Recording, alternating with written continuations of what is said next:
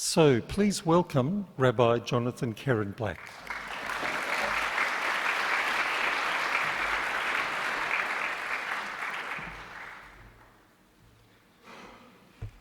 Well, thank you very much, everybody, for being here. After that introduction, I don't think I have much else I could add, really, but I'll try. I've actually spent, sadly, most of the morning trying to shorten this. I was so impressed with the sticking power last night that I hope that you'll be still with me. I want to get a lot of different things into this session, this opportunity. And I think I want to start with something I hadn't even written in there, which is just to say it's something I learned from the Melbourne Common Dreams Conference. I know it's one of those things I can remember exactly where I heard it and realized it. And what it was one of the keynote speakers, a Christian, was saying how difficult it is to be a progressive, because in the congregation you have a whole spectrum from the very liberal and progressive approach to those who are very traditional, and what a tightrope it often is. And I realized that I grew up in a progressive congregation with parents who established a progressive Jewish congregation. I trained to be a rabbi in a progressive seminary. And I work in a congregation which is progressive, whose members are progressive, and which is part of the World Union for Progressive Judaism. And that's actually a unique situation which other faiths don't have. And I haven't heard anybody point that out, so I think it's worth starting just by observing and acknowledging and thanking the Creator. I want to acknowledge the Gadigal people of the Eora Nation, the original custodians of this land that we gather on, and their elders past, present, and emerging. And I also want to thank the organizers of this wonderful 5th Common Dreams gathering.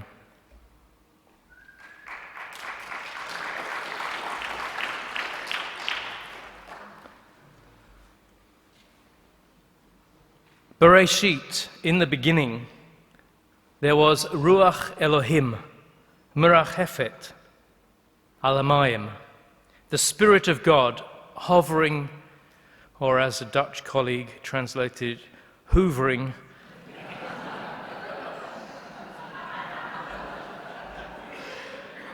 over the waters. Moving magically untold millennia forward, I would like to introduce David Abram, an American with Jewish roots. His 1996 book, The Spell of the Sensuous, finds many strands tying us to creation through indigenous, Jewish, and many other traditions. He suggests that unless we are much more in touch with our senses, with what he calls the sensible world, we are not really surviving as full human beings. He draws attention to the connections between breath and wind. In Hebrew, the same word, ruach. Is it, therefore, the breath, or the wind, or the Spirit of God that hovered over the waters? He says the Navajo Indians tell a similar story, that the wind existed first. This is Bunjil, the great eagle creator of the indigenous peoples around Victoria, and I'm sorry I haven't done my research, so I don't know if there's a similar story for the local peoples. Bunjil, the creator, flies on the winds and is the sole creator.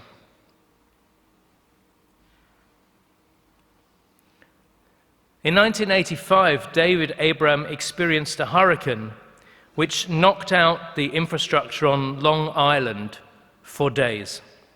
He noted how quickly we can revert to connecting to the world around us, on which we are truly so dependent. And perhaps we need to draw hope from that human resilience that we know is there when we have no choice. A similar situation affected me when the great storm battered the UK and France in 1987, supposedly a once-in-200-year event. I don't know how they know that. An estimated 15 million trees were destroyed. 22 people were killed. 217 kilometers per hour, 135 mile an hour winds. One of the tabloid papers described it as the Holocaust of the trees. And it was that experience that stopped me from using the term Holocaust about the 6 million Jews who were murdered by the Nazis, along with millions of other people, and adopted instead the term that's now commonly used in the Jewish world, the Shoah.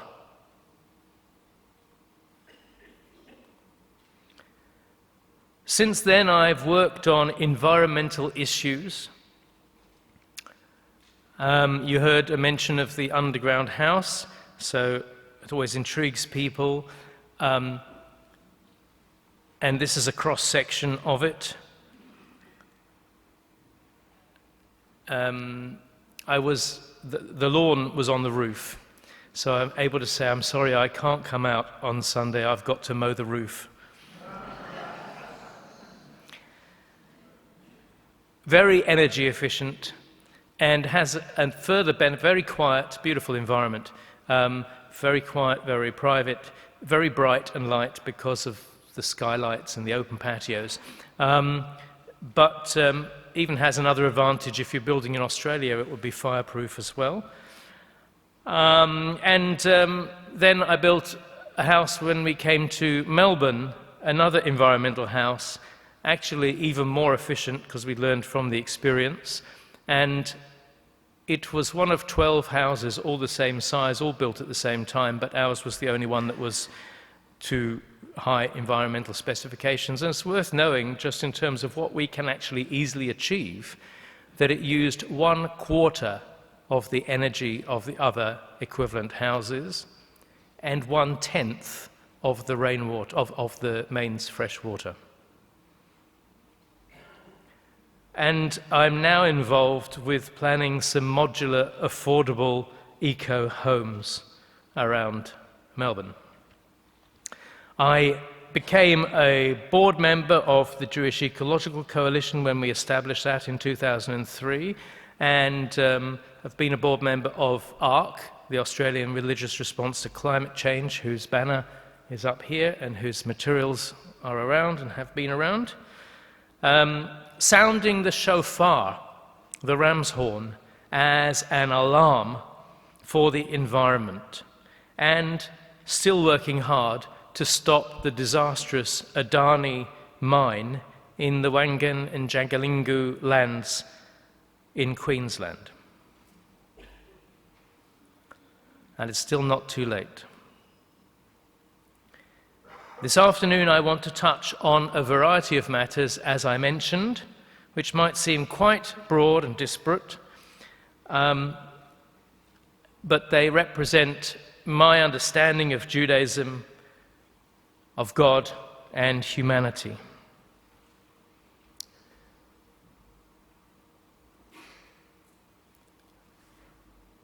Last night, Matthew quoted Rabbi Heschel. Abraham Joshua Heschel, here he is pictured receiving an award with Martin Luther King. Heschel is now recognized as one of the great Jewish theologians and philosophers of the last century. And as you heard, he was also one to truly put prayer into practice. And I like to quote often that phrase. Seems to me that's what we're all about. No good saying the words if we don't go out and do what we are asked. Heschel talks of the radical amazement that we should experience when we see creation, but we are often too blasé to notice. The surest way to suppress our ability to understand the meaning of God and the importance of worship is to take things for granted. And these quotes will be available later, so you don't have to write them all down. I haven't got handouts yet, but you will get them, or they'll be online if we want to save some trees. So you don't need to write them all down. Indifference to the sublime wonder of living is the root of sin. And by the way, sin, in our understanding, the word here is chet, missing the mark, just not living up to what we could manage, to not achieving our full potential. Wonder or radical amazement is the chief characteristic of the religious person's attitude toward history and nature. Wonder, radical amazement. He talks of the grandeur of the great mountain ranges, but also of the miracles of modern engineering. And he gives an example of a plane. And I have always been in love with flying, and I'm still amazed when I get in a plane. I just amazed. And I have a pilot's license. I know how planes fly. I don't have a pilot's license anymore, but for 40 years I had a pilot's license. It's not that I don't understand it, it's just that I don't understand it. It's right brain, left brain, but it's just astonishing and amazing, and I know I am not alone in feeling this. But yesterday, after landing at the airport, some of us, many of you have flown here to be at this conference. We were waiting for our Uber and looked up, and a Dreamliner was just taking to the air, seemingly effortlessly, and it's amazing. However, and there's a however that Heschel didn't talk about and wouldn't have been aware of.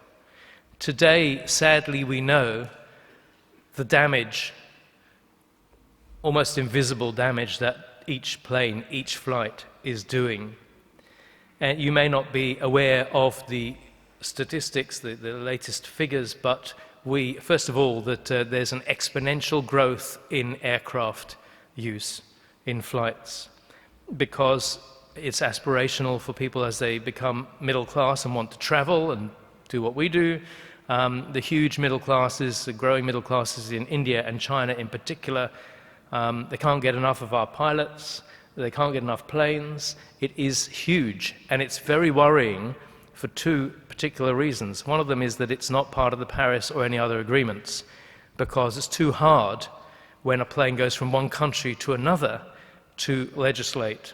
There isn't a worldwide body to legislate, and it's just too hard, so it's left out of all the agreements. The even more worrying thing is that we now believe it's 5 times more damaging to emit emissions in the upper atmosphere than it is for emissions at ground level that have to work their way up. 5 times more damaging, which explains why you should offset your flights, but that if you do it through a legitimate and a proper offsetting arrangement, it will be 5 times the calculation. So my Thai air ticket to Britain, where I have parents to visit, said that the emissions were 2 tons of CO2 equivalent to travel to Britain and back.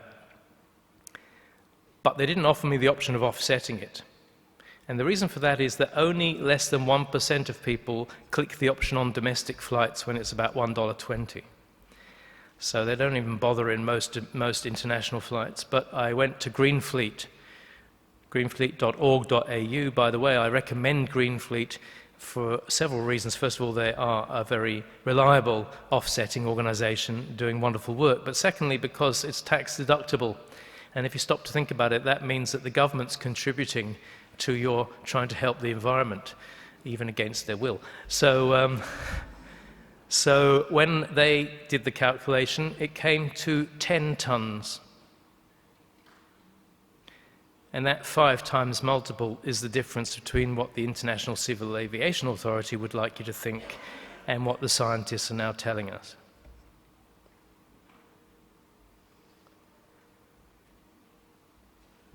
So Heschel goes on to say, life without wonder is not worth living. As civilization advances, the sense of wonder declines.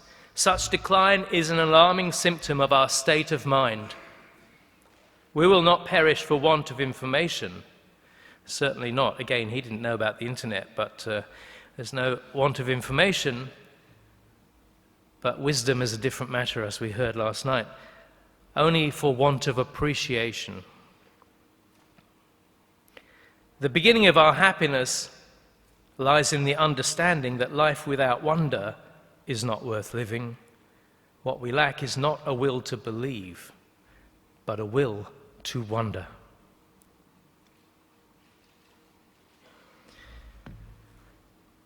When we pause to wonder at the magnificence of creation, at our own human abilities, we recognize the power and the enormity of creation, the transcendent spirit, but also the immediate and imminent sense of God in our hearts, if we can hear the still small voice. What is it to hear this voice? To know what God wants? We can't be certain, of course. So, we try to act as we imagine God wants us to. And that starts with B'Tselem Elohim, the image of God, accepting people for who they are, for what they believe, regardless. And I am proud to say that the Union for Progressive Judaism was the first religious organization in Australia to support marriage equality.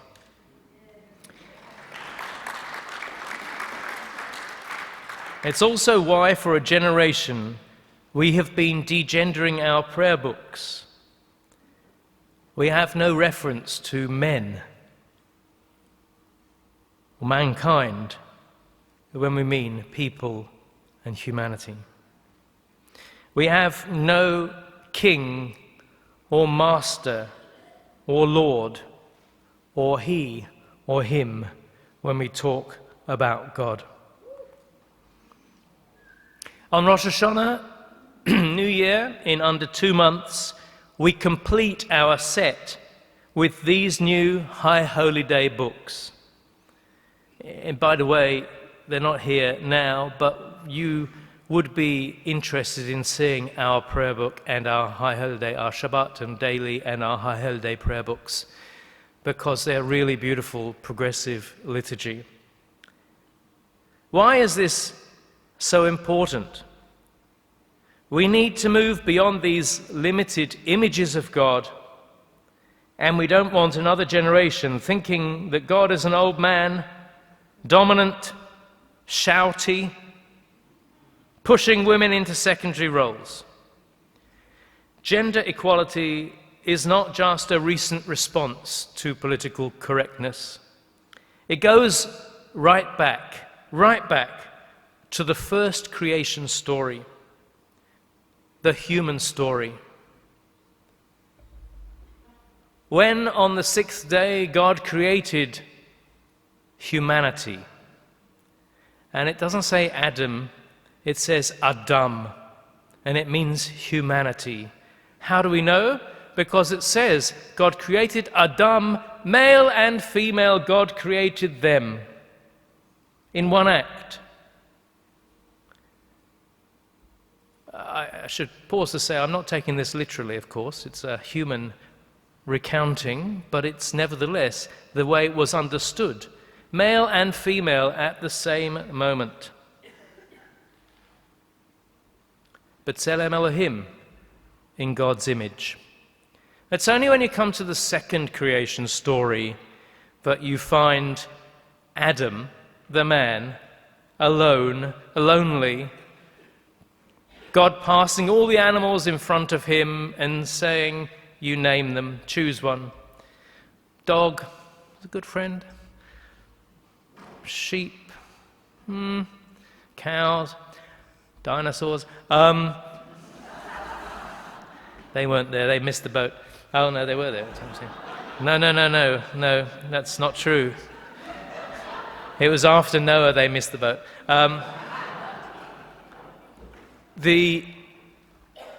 That God lay Adam down into a tardema, into a deep sleep, and took something which is not a rib. We don't know what Selah means because it only comes this one time. It's a hapax legomena, so we don't know what it means. I have a very interesting theory I'm not going to share with you now, but if anybody wants to know later, it's fascinating, very convincing. Anyway. But not necessarily a good story, but an interesting one. And from that part, the second creation story says God made Eve. But that is the second creation story, and I wonder why it is that people seem to remember that one and not the first one. We have to ask who's been telling and recounting these stories, generation from generation. But that was the beginning of the human story. Male and female, God created them. Now come forward to the beginning of the Jewish story. Most people would say that Abraham is the beginning of the Jewish story. Abraham who realized that there is only one spirit of creation, one power of creation. And the letter He, a bit of Hebrew, the letter He can signify God. The Tetragrammaton has two He's in it, Yud He Vav He, so we use it as a shorthand. And it was only when Avraham was not originally Avraham, of course, he was Avram. And it was only when he integrated a knowledge of this power of the universe, a love of God, an intimacy of God as part of who he was, how he saw the cosmos, that God renamed Avram, giving him the letter He to be an integral part of his identity. The letter He added to his name, so he became Avraham. But in that very same story, in the next verses, his wife Sarai, who'd been through a similar journey, along with him a similar realization, perhaps they even discussed it together, is given the letter He and becomes Sarah. So again, to reinforce this, at the beginning of the universal story and at the beginning of the Jewish story, women and men are treated equally, and they both have the same relationships, similar relationships with God. If I'm sounding the shofar for the climate, it's also for equality, for fairness, for recognition, for embracing of diversity. The recent unfortunate Israel-Folau affair, for those of you who don't know who he is, a Tongan rugby player sacked from the Australian team for his fundamentalist tweets that sinners will go to hell, which has opened up the whole issue of freedom of speech again, unfortunately. Though he is not Jewish, his name, Yisrael, means struggle with God. And so I've suggested that's our task, the Jewish people, to struggle to understand what God wants of us, to understand in difficult, complex situations what's the right thing, the best thing to do, and perhaps tweeting about homosexuals is not a wise thing. I was asked about him What did I think? I said, he's a good rugby player. Whilst I hope that we gathered here can find ways to recognize, or at least to accord respect and rights to gays and lesbians, I'd like to raise an issue which, doubtless always around, seems to have taken on a new urgency, especially with young people today. Some years ago, when I was still in Britain, a large woman started coming to the synagogue, and people felt uncomfortable. She had a deep voice, and I invited her to explain and to introduce her congregation in San Francisco, where she was visiting once a month from, and she told us about it. It was a member of our community of the World Union for Progressive Judaism, but people felt uncomfortable because she was a transgender woman. And after several visits and after having ongoing email conversations with her, sadly she stopped coming to us. And more recently, we had a similar situation some years ago in my congregation in Melbourne, where a person who felt that she was male, felt that they were male, worked for 2 years with me on her Introduction to Judaism course and supporting her in the congregation, supporting the journey in the congregation. But ultimately, the congregation was not welcoming and they stopped coming. And I felt a great sense of failure. And I also felt, reality. It's all very well in your community to welcome PLUs, to be warm and embracing to people who you can identify with, who are like you, and it's obviously more difficult for people with more narrow views of what people should look like. So we need to recognize, and we need to understand, and I want to draw attention now to this issue, which seems to have taken on a new urgency, especially with young people today. We need to recognize the challenges to mental health, especially in the younger community. We need to know that there is what's now called gender dysphoria, severe mental health issues that many young people are facing, people who are uncertain or maybe certain of their gender identity, which seems in their heads and in their feeling to not match their bodily, physical identities. And these people, and there are a number around, perhaps more than we would imagine, have a very high self-harm and suicide rate, some number of times more than the already high number for other people in their age range. And that's in large part because it is so difficult to be recognized and acknowledged by the society, to get employment, to be welcomed. So if we find people who we find it difficult to categorize, well, we shouldn't need to categorize. We're too binary. We're not all at one end or the other of the continuum. And it's really important for us, and I know that's hard for some of us still. It's new for me. It's something that we need to be aware of.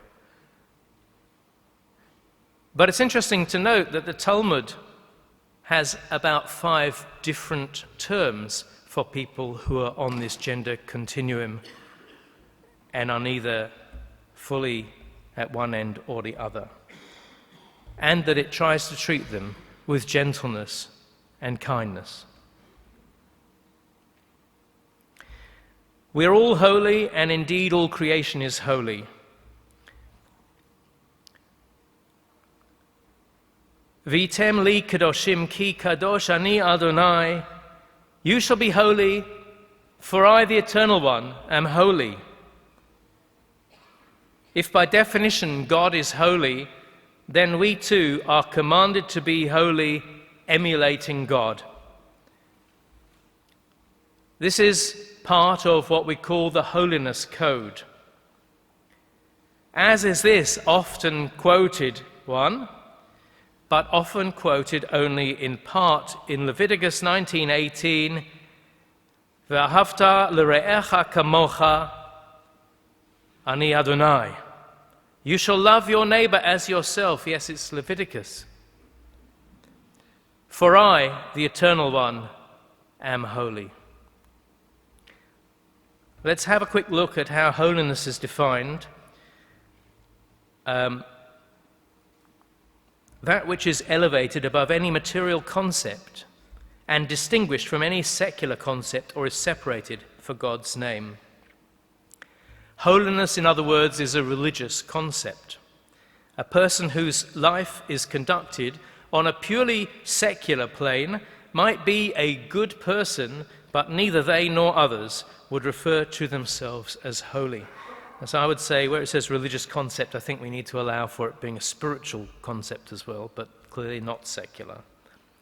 We need to be more open to the spiritual, to the cosmos, to escape and help others escape the restrictions of literal belief and fundamentalism, being clearly exhibited this morning by our Uber driver who told us that he's not religious, but he believes all of Jesus' miracles, and then listed them all. He's obviously familiar with them, or many of them. Being created in God's image means fighting for human rights. Human rights for others, even if they don't align with our own beliefs, so long as they don't harm others, Israel Folau. Outlawing mental as well as physical torture, corporal and capital punishment. Protecting diversity, protecting the natural world, at least pausing before slaughtering animals, but preferably moving on to being vegetarian or vegan. We need blessings, we use blessings to bring these things to our mind. And I have introduced a blessing. We have a blessing for seeing the works of creation, which probably most Jews don't know and don't use very often. And I have started the tradition for myself and for our youth movement of encouraging them to say it. So what do we do at home every day, bringing things into our lives, the natural world? Well, we eat, of course, and there are already blessings for food. But there's something else we do which I think is more immediate, which is to have a shower or a bath, to turn the tap on, and to enjoy fresh, clean water, and hopefully hot water. And we too often take those things for granted, and we shouldn't. The Indian city of Chennai has just run out of water. We should not take these things for granted. So, this is the blessing that I say, Baruch atah Adonai Eloheinu melech haolam. No, I read that wrong, didn't I? Baruch atah Adonai Eloheinu ruach haolam, osei ma'aseh v'reshit. Our praise to you, eternal our God, Spirit of the universe, for the marvels of your creation. So I want to have a very quick look at some of these texts which might surprise you about creation in our tradition. When God created Adam, God told him, everything has been created for your sake. Do not corrupt the world. For if you do, there will be no one to set it right after you. That's a goosebump one, isn't it? Protecting fruit trees. When you besiege a city, you must not destroy its fruit trees. Eat from them by all means, but do not cut them down. And from that, we derive a whole category called Bal Tashchit, do not waste. Unnecessary destruction, the Talmud tells us, is prohibited. Maimonides even said, if a person wants to be buried in their favorite coat, tough. Tough, it's a waste. Somebody else can use it to keep warm. We find greenbelt legislation. All cities, we haven't even managed this in Melbourne, we've got green wedges, that's the best we can do, and they keep getting squashed. All cities have to have a migras, an open space that surrounds them. The inner 1,000 cubits, which is about 500 meters wide, for open space, and the outer 1,000 cubits for grazing. Common land for all. Here's a little plan of a city with its open space around it. You're not allowed to live in a city that doesn't have gardens. Forbidden if it doesn't have gardens or greenery, according to the Mishnah, 1800 years ago. Industrial nuisance legislation, carcasses, cemeteries, tanneries must be 50 cubits distant from a town. It's not so far, but at least the principle's there. A tannery, smelliest industry they had, tannery has to be downwind. Even flies. Over 1,500 years ago, the rabbis said, even though you may think they're a nuisance, they didn't even know about Australia, creatures such as flies, bugs, and gnats each have their special task in the scheme of creation. As it says, God saw everything that God had made, and behold, it was very good. This is C.G. Weeramantry, who I think may have spoken to a Common Dreams conference. Not sure, no? I've met him somewhere and I can't remember where. A respected international jurist. In 2009, he published a collection of similar texts to the ones that I've just shared with you from 5 great religions. He concluded that, therefore, international law effectively incorporates these laws, these rules, within its corpus and general principles of law recognized by civilized nations. All we have to do is therefore to apply the law. From a Jewish point of view, we have a name for this process, this responsibility. It's tikkun olam. It's healing the world. And we are supposed to work bashutafut, in partnership with God, or we might say in partnership with the cosmos, to achieve this healing. We cannot wait, however, for the slow progress of law, or the complicated and non-binding agreements like the Paris Accord to get the job done. And I don't know if you picked up this nuance, but our emissions in Australia are now way above, which we'd said they were going to be, not a surprise, but are way above what we've undertaken in the Paris Accord. And the government's response, and this is rich, is that's okay because we're exporting lots and lots of natural gas, and that's helping the rest of the world to save their emissions. Well, first of all, that is wrong. Natural gas, it turns out, is no better than coal. But quite aside from that argument, if they want to account for natural gas as part of our exports, then they also have to account for all the coal we're exporting, surely. So one way or other, we have a government with a problem, which means we have a problem. It seems to me that this brave young woman, Greta Thunberg, the young Swedish activist, is telling it as it is, and the world needs to listen. School kids around the world have responded. They're listening.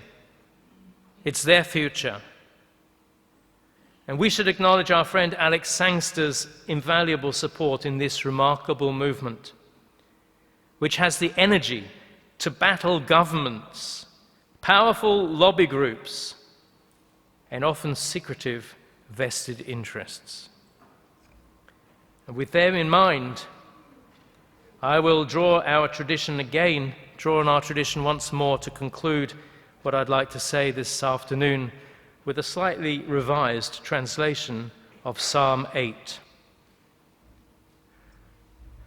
O sovereign God, how majestic is your presence in all the earth. You have stamped your glory upon the heavens, given innocent children and youngsters strong voices, courage, to speak out against those who would destroy the world. When I consider your heavens, the work of your fingers, the moon and the stars you have established, what are we that you are mindful of us? What are we mortal beings that you care for us?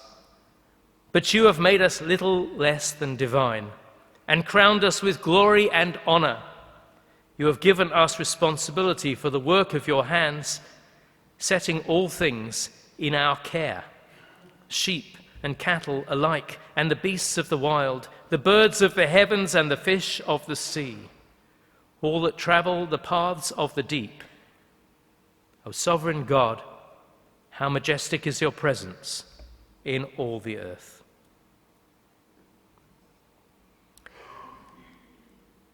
This was outside Josh Frydenberg's office. Clean coal is a dirty lie. Many faiths, one planet.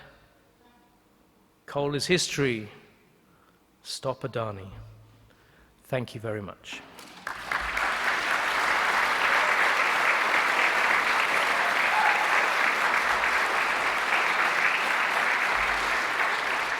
We have some questions. Yeah. So firstly, I just want to thank Jonathan for such a wonderful presentation where he's really challenged us with his personal commitment to these issues of the environment, of spirituality, of LGBTIQ issues, and of interfaith. So thank you so much for bringing that to us with great humour and seriousness at the same time. So we're going to have an opportunity to ask questions, and I'm going to repeat the idea in terms of our approach to questioning, and particularly with the highlight we've had this afternoon about the transgender issues. And that really does seem to be one of the very immediate concerns that are arising in society at the moment. So I'm just wondering, have we got microphones ready to go for questions? Terrific. So first of all, people who identify as female or transgender. Do we have any questions?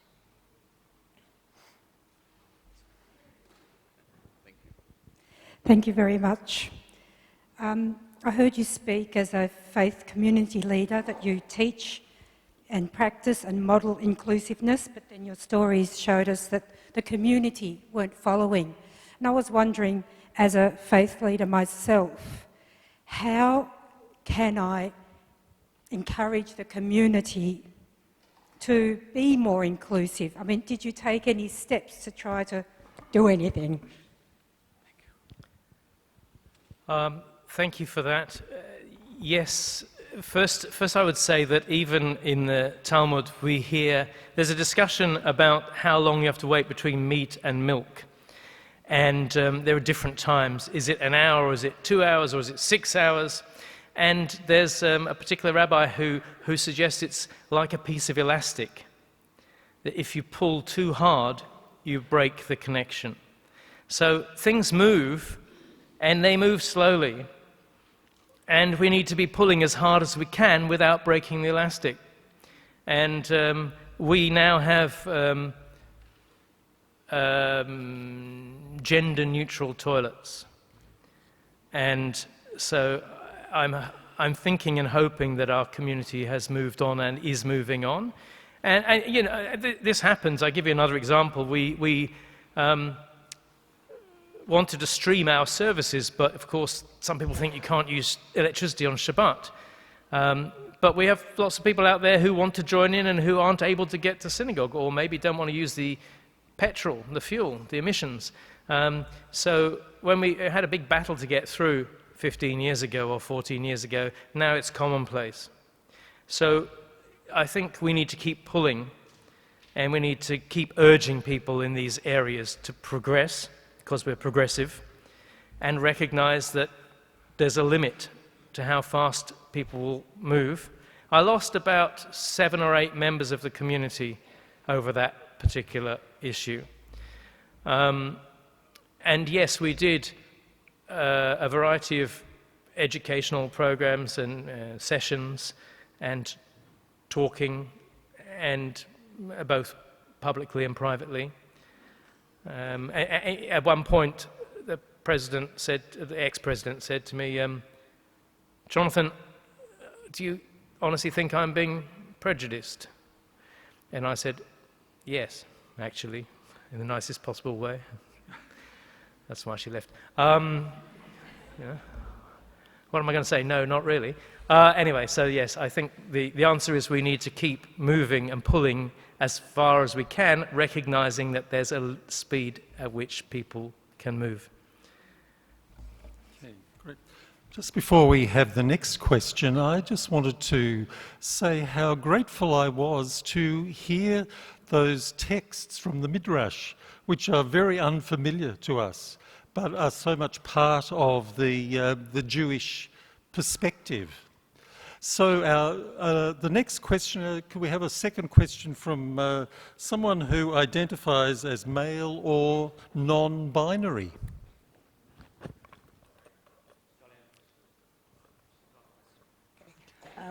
Actually, I'm transgender male, and my name is Rev Comrade. Shelley's a dead name. Firstly, I have 3 questions. The first question is in relation, have you heard... Question. One question. One at a time, so everybody gets a chance. Okay. Choose your best one. Firstly, just in relation to the transgender issue, will you support a campaign in relation for transgender rights? And the reason I ask this question is, firstly, gender dysphoria is now no longer recognised as a mental illness, but considered very normal as part of a medical profession. However, the rights that still need to be fought for is birth rights, as well as gender reassignment surgery, and also LGBTI churches and transgender voices often don't get heard in this equality discussion. Yeah, can I just respond very positively and simply with the word yes? It's absolutely essential, you know, as we're talking about human rights. The only caveat I'd have is that I think it's a shame if people feel they have to go off and make separate churches. That shows that we are not being welcoming and opening enough to the diversity within our communities. But yes, absolutely.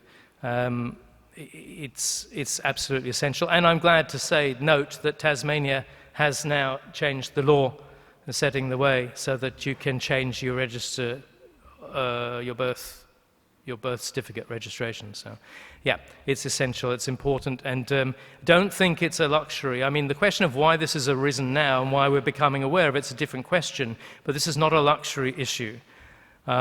This is a question of life and death for people, and if not everybody needs surgery, but if a person feels they need surgery, then that is something that should be available just like any other essential surgery to help people to identify as who they are.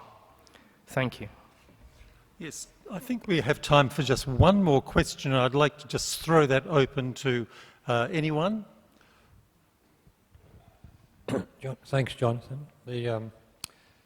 We heard Norman today talking about El, Creator Spirit, Yahweh, Allah, God, Cosmic Christ, and all the people in all those groups have got that idea for God, different names for God.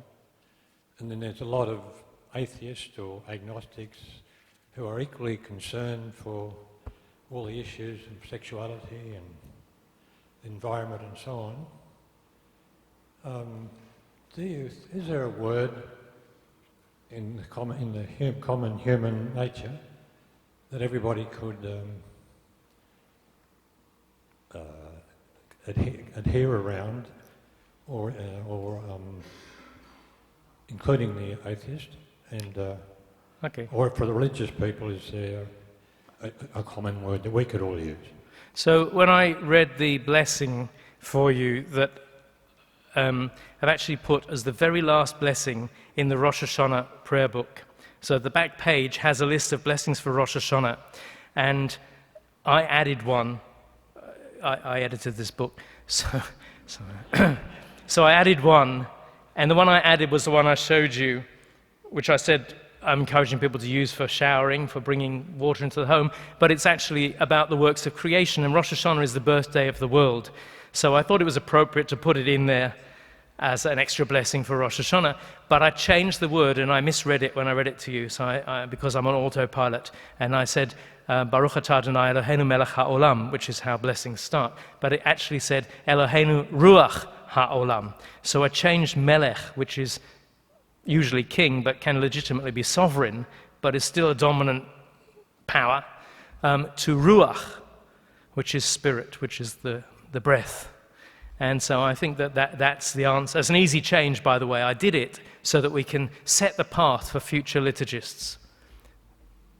You know, just to get it in the book, so it's there and recorded, and maybe in future generations it'll get used more. But it was an easy change. It didn't cost anybody, I don't think. So I think that, you know, talking about the spirit of creation is possibly one. But there's a bigger answer as well, which is to say, whenever I do interfaith work, time after time for all these years, it's quite clear that people who come to do interfaith with integrity, seriously, don't think they have the whole truth. They recognize that there are multiple truths and we only have glimpses of the truth. Only God has only the creation, only the cosmos has the whole truth. And we have much more in common once we've got that attitude of respect for difference and diversity, from learning from each other, from borrowing from each other, from sharing, than we do with our own fundamentalists. We have much more in common as progressives than we do with our own fundamentalists. Absolutely. And consequently, I would love to see a list of common principles, which I know is being worked on in various places, including Common Dreams, which we can put up in the foyers of our places of worship, be they mosques or synagogues or temples or churches, which share a common language. The Jewish Christian Muslim Association, which we set up in 2003, came up with common values. It's got a big banner of its common values. It wasn't really difficult, and it's pretty powerful. And instead, we need to show how much religion shares, how much we all need to work together to care for our world, rather than perpetuating the idea that religion is a source of friction and harm and damage, which unfortunately is often the rap it gets. So a common set of principles that we could all share and espouse and be proud of would be a great start, with perhaps the word ruach, spirit, as part of it. Thank you. Yes. Once again, thank you so much, Rabbi Jonathan, for sharing those insights with us. We're going to break for morning tea now. Oh, yeah. Sorry, just afternoon tea. A half a second more just occurs to me. When we were setting up the Jewish Christian Muslim Association, originally it was Jewish-Christian-Muslim. And people said, oh no, it looks like you're setting up a new religion. So we took out the hyphens. It's really important to hear in what I said, or for me to explain and add, I'm not suggesting a new religion. We all have wonderful, rich approaches and traditions, ways up the mountain to help each other, to share, but I'm not suggesting a new religion. I'm just suggesting we share so much, let's actually enunciate it clearly. Thank you. Great. Terrific. Yes.